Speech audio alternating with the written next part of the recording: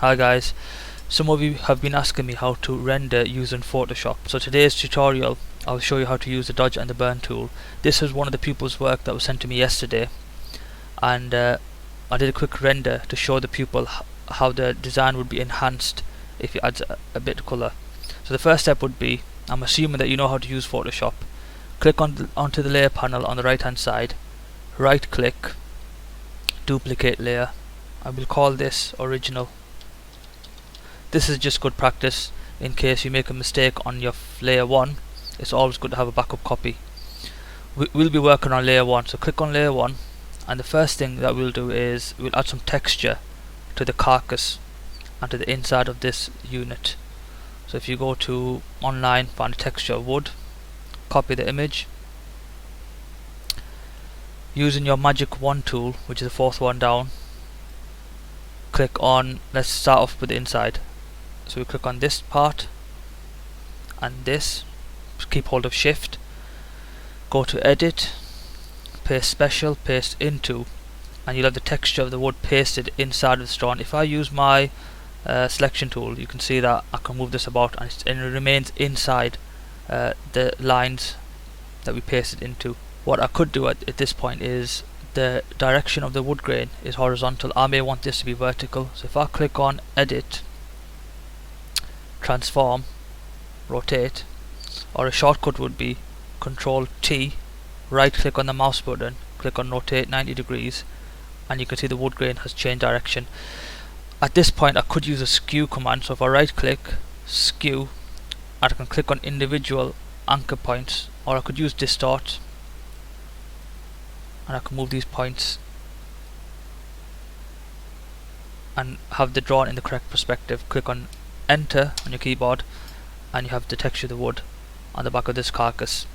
So if I continue doing the same thing, so if I click on layer 1, ensure that you always click on the layer that you're working on, and I'll add texture to this part. So edit, paste special, paste into, again Control T, rotate this to 90 degrees, click on enter, click on Control T. To make this look realistic and to make this stand out and to create some depth in this drawing, this part of the drawing needs to be shaded in because of the shadow. This will be darker than this part. So to create that effect, make sure that you click on the correct layer. So this is layer 2, this part of the drawing. If you go to the left hand side, on the panel you have dodge and the burn tool. These are the tools that we'll use to render our drawing and to create tone. So I click on the burn tool and just go over this, it makes it darker. Now this burn tool works a bit like pro markers, where you need to work, you cannot let go of the mouse. So for example, if I click on the panel here, you can see that's gone darker. Now if I go over this again, that spot will be slightly darker than the rest of the drawing. So you need to ensure that when you're doing this, is that you don't let go of the mouse and just go over it quickly. Yeah, we'll do the same thing on this side, make it slightly less darker. The dodge tool is the second tool that we have that does the opposite, so that lightens the drawing. It's very good to create highlights if you wanted to create a few highlights. Very quick and very easy to do. Next step is we'll click on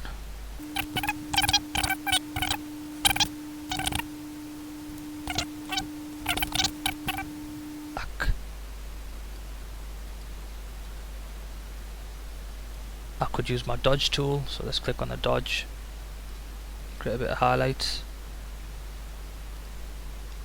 Control D to deselect if I want to zoom in here. Create the handle, so click on this part, click on this part, ensure that you're on layer 1, copy, texture, edit, paste. I could use the burn tool, just make it slightly darker.